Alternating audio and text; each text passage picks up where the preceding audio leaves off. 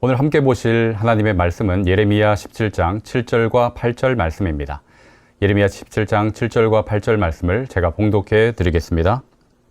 그러나 무릇 여호와를 의지하며 여호와를 의뢰하는 그 사람은 복을 받을 것이라.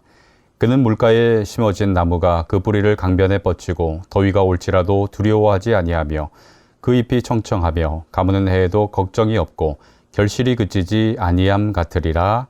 아멘.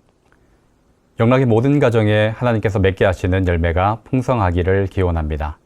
오늘 본문은 열매가 없는 메마른 인생과 가뭄에도 걱정 없이 열매를 맺는 인생을 대비하고 있습니다. 말씀을 통해서 우리 가정은 어떤 형편인지 살펴보실 수 있기를 원합니다. 본문의 배경은 남유다가 멸망당할 즈음입니다. 이미 북왕국은 아수르에 의해 멸망당했고 남유다도 바벨론의 공격으로 어려움을 겪는 중이었습니다. 이때 하나님께서는 예레미야 선지자를 통해서 회개하지 않으면 바벨론에 의해 멸망당하게 될 것이니 하나님께로 돌아오라, 하나님을 의지하라, 이런 말씀을 하십니다. 그런데 안타까운 것은 이 말씀을 듣고도 하나님을 의지하고 돌아오기는커녕 힘이 있어 보이는 애굽에 사신을 보내 도움을 요청하는 것입니다. 그러자 사람을 의지하면 어떤 결말을 맞게 되는지 예레미야 선지자를 통해서 말씀하시는데 그것이 5절과 6절에 기록되어 있습니다. 본문에 속해 있지 않지만 5절과 6절 말씀을 제가 읽어드리겠습니다. 무릇 사람을 믿으며 육신으로 그의 힘을 삼고 마음이 여호와에게서 떠난 그 사람은 저주를 받을 것이라. 그는 사막의 떨기나무 같아서 좋은 일이 오는 것을 보지 못하고 광야 간조한 곳, 번건한 땅, 사람이 살지 않는 땅에 살리라. 여러분, 사람은 믿음의 대상이 되지 못하죠. 사람은 유한한 존재이고 본성적으로 사람은 자기중심적입니다. 그래서 자신에게 어느 정도 이익이 된다면 일시적으로 도움을 줄 수 있을지는 모르나 그렇지 않을 때는 돌아서기 마련입니다. 그리고 사람이 가진 힘과 물질을 의지하게 되면 하나님으로부터 마음이 자연히 떠나게 되겠죠. 그러면 결국 저주를 받게 된다고 하는데 그 결과가 아주 비참합니다. 여러분 6절을 보시면 좋은 일이 오는 것을 보지 못하고 했습니다. 사람을 의지하고 사람을 믿고 육신으로 그의 힘을 삼는 이유, 좋은 일을 보려 하는 것 아니겠습니까? 그런데 사람을 믿고 의지했는데 좋은 일을 보지 못한다. 이 얼마나 비참하고 절망적인 일입니까? 그런데 사람을 의지하면 그렇게 된다라는 것을 말씀하고 있습니다. 그렇게 된 예를 이사야 31장 3절에서 말씀하고 있는데요. 이사야 31장 3절을 제가 읽어드리겠습니다. 애굽은 사람이요 신이 아니며 그 말들은 육체요 영이 아니라 여호와께서 그 손을 드시면 돕는 자도 넘어지며 도움을 받는 자도 엎드려져서 다 함께 멸망하리라. 실제 이 말씀처럼 애굽도 엎드려지게 되었습니다. 그리고 도움을 요청했던 남유다도 엎드려지게 되었죠. 여러분 요한복음 15장에서 가지가 나무에 붙어 있지 않으면 스스로 열매를 맺을 수 없고 아무것도 할 수 없다 말씀하신 것처럼 사람을 의지하고 여호와를 떠나게 되면 그 인생에 아무런 희망이 없어지는 것입니다. 이에 반해서 여러분 여호와를 의지하면 어떻게 될까요? 7절과 8절 말씀입니다. 오늘 본문인데 다시 한번 읽어드리겠습니다. 무릇 여호와를 의지하며 여호와를 의뢰하는 그 사람은 복을 받을 것이라.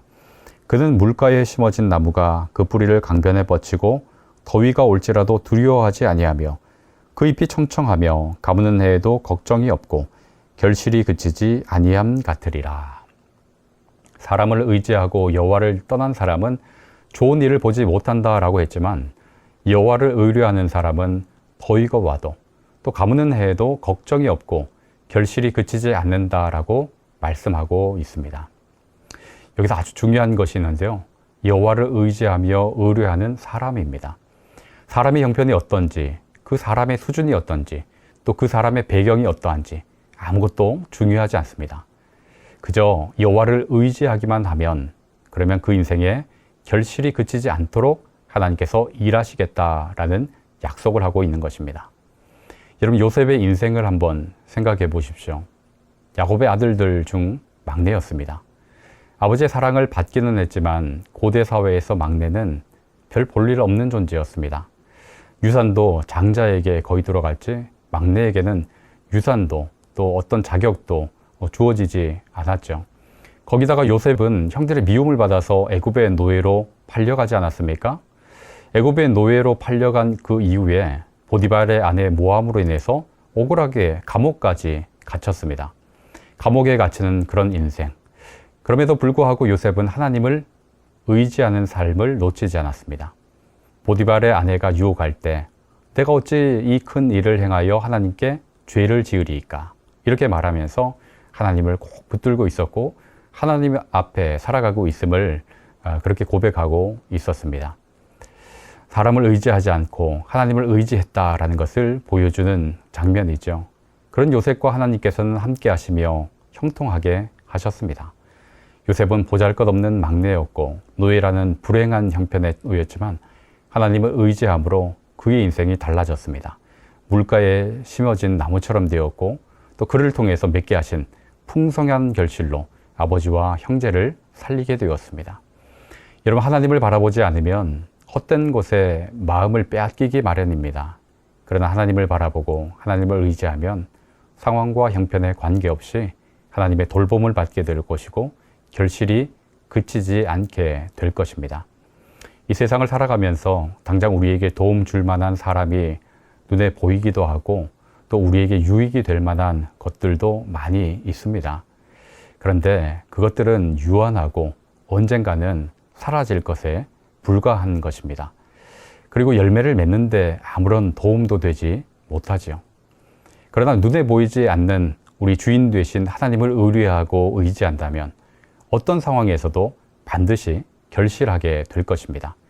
그러니 모든 상황 속에서 하나님만 의지하심으로 풍성한 열매를 맺는 영락의 모든 가정 되실 수 있기를 축원합니다.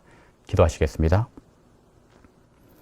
우리에게 늘 좋은 것을 주시는 하나님, 저희로 하나님 안에 거할 수 있도록 예수 그리스도를 통해 은혜를 베풀어 주시고 하나님을 선택하게 하심에 감사를 드립니다. 세상에 좋아 보이는 것도 많고 의지할 만큼 힘이 되어 보이는 것도 많지만 하나님을 의지하는 것이 가장 좋은 것임을 깨닫게 하심에 영락의 모든 가정이 하나님을 의뢰하고 의지하고자 합니다. 이 마음을 받아주시고 언제나 어디서나 하나님 품 안에 있게 하시며 그로 인해 풍성한 열매를 많이 맺게 하시고 그 열매로 하나님께만 영광 돌릴 수 있도록 인도하여 주시옵소서. 그렇게 역사하여 주실 줄로 믿고 감사드리며 예수 그리스도의 이름으로 기도하옵나이다. 아멘.